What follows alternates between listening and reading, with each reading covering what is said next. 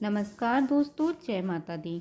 मैं हेमलता उपाध्याय अपने YouTube channel पर आप सभी का हार्दिक स्वागत करती हूँ।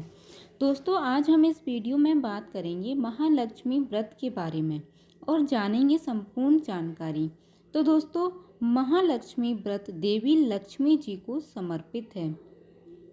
हिंदू पंचांग के अनुसार भाद्रपद माह के शुक्ल पक्ष की अष्टमी तिथि से शुरू होकर लगातार 16 दिनों तक यह व्रत किया जाता है। यह अश्विन महीने के कृष्ण पक्ष की अष्टमी तिथि को समाप्त होता है। यह महालक्ष्मी व्रत पूरे 16 दिनों का होता है और 16वें दिन महालक्ष्मी व्रत का उद्यापन एवं पूजा की जाती है। महालक्ष्मी व्रत यदि कोई भक्त 16 दिनों का व्रत नहीं रख पाता है तो वह सिर्फ अंतिम दिन व्रत रखकर पूजा कर सकता है और व्रत के नियमों का भी पालन कर सकता है। और इस व्रत में क्या करना चाहिए, क्या नहीं करना चाहिए, इस व्रत के नियम क्या हैं, साथ ही हम जानेंगे कि महालक्ष्मी को जो धागा है वह कितने दिन बाद आप उतार सकते हैं। इसके अलावा महालक्ष्मी जी के 16 दिनों के व्रत में क्या क्या खाना चाहिए और क्या नहीं खाना चाहिए। तो चलिए अब हम वीडियो में आगे की जानकारी के बारे में बात करते हैं। दोस्तों, हिंदू धर्म में महालक्ष्मी जी के व्रत का विशेष महत्व है। इन 16 दिनों माता लक्ष्मी जी की विधिवत तरीके से पूजा अर्चना की जाती है। इस व्रत को रखने से धन सुख सौभाग्य की प्राप्ति होती है। महालक्ष्मी व्रत माता लक्ष्मी जी को प्रसन्न करने और उनका आशीर्वाद पाने के लिए किया जाता है। अब सबसे पहले हम जानेंगे कि इस व्रत के नियम क्या हैं। तो दोस्तों, महालक्ष्मी व्रत में आपको 16 दिनों तक शाकाहारी भोजन ही ग्रहण करना चाहिए। इन 16 दिनों तक घर में मांस, अंडा, मछली या मदिरा आदि चीज़ों का सेवन नहीं करना चाहिए और यदि हो सके तो इन 16 दिनों तक आप प्याज लहसुन का सेवन भी ना करें। इसके अलावा ध्यान रखें कि माता लक्ष्मी को साफ सफाई बेहद प्रिय है, क्योंकि माता लक्ष्मी जी उसी घर में निवास करती हैं जिस घर में साफ सफाई रहती है।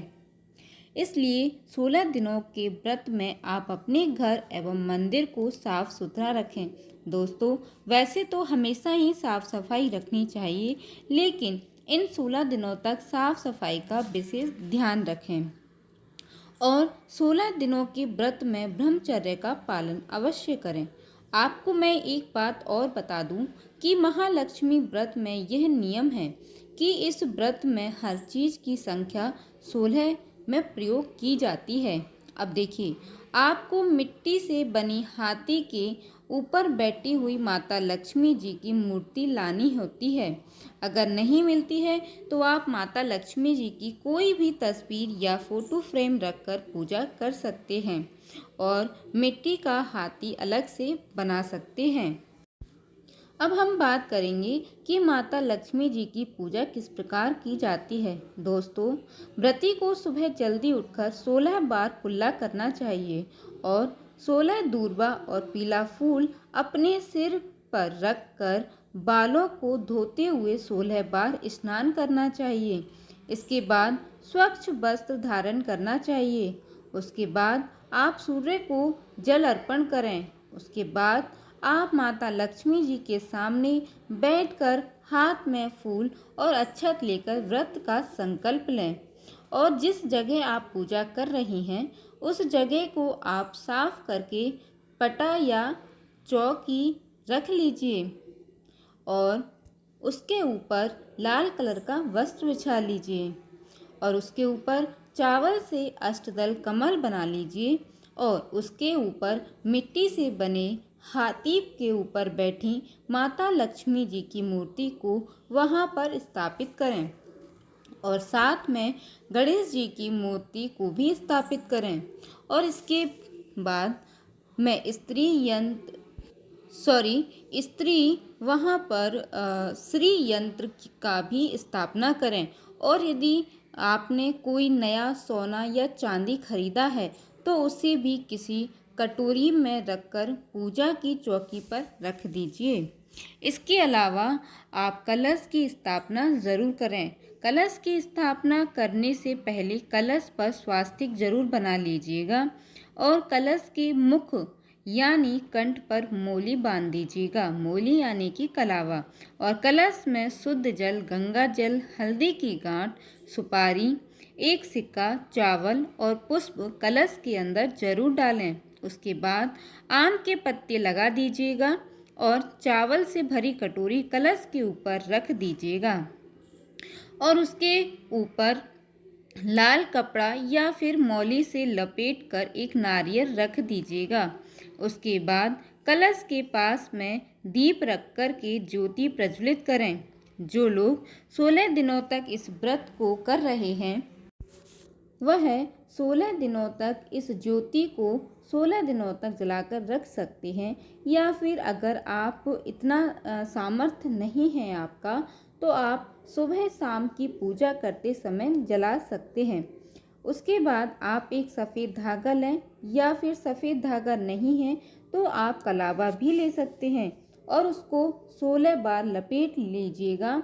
फिर उसमें 16 गांठ लगा कर के हल्दी से रंग लीजिएगा और पूजा के दौरान यह धागा आप माता लक्ष्मी जी के सामने ज़रूर रख दें। और अब आप सबसे पहले गणेश जी का पूजन करें, फिर कलश का पूजन करें, फिर माता लक्ष्मी जी की पूजा करें। इसके बाद धागे का पूजन करें। माता लक्ष्मी के पूजन में आप 4 बार जल छिड़कें।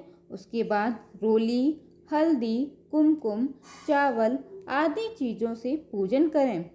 उन्हें गुलाब या फिर कमल का फूल ज़रूर चढ़ाएं। उसके बाद गुलाब की माला पहनाएं, दूर्वा चढ़ाएं। इसके बाद इत्र लगाएं। फिर पान, सुपारी, लौंग, इलायची मुख शुद्धि के लिए अर्पित करें।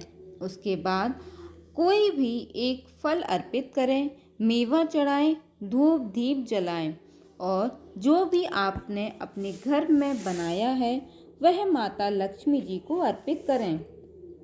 उसके बाद आप माता लक्ष्मी जी की कथा सुनें। कथा सुनने के बाद माता लक्ष्मी जी की आरती करें। अंत में धागे को धूप दीप जरूर दिखाएं।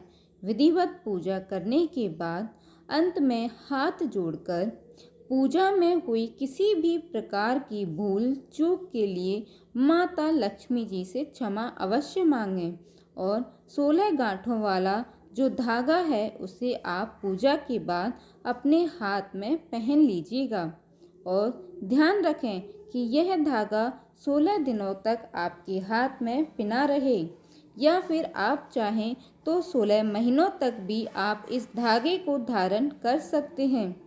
जैसा आपको ठीक लगे वैसा आप अपने अनुसार देख लीजिएगा। दोस्तों, अगर वीडियो पसंद आए तो वीडियो को एक लाइक ज़रूर कीजिएगा, साथ ही चैनल को सब्सक्राइब कीजिएगा और ज़्यादा से ज़्यादा अपने सभी सगे संबंधियों को शेयर कीजिएगा, जिससे यह जानकारी सभी लोगों तक पहुंच सके। धन्यवाद दोस्तों। जय माता दी।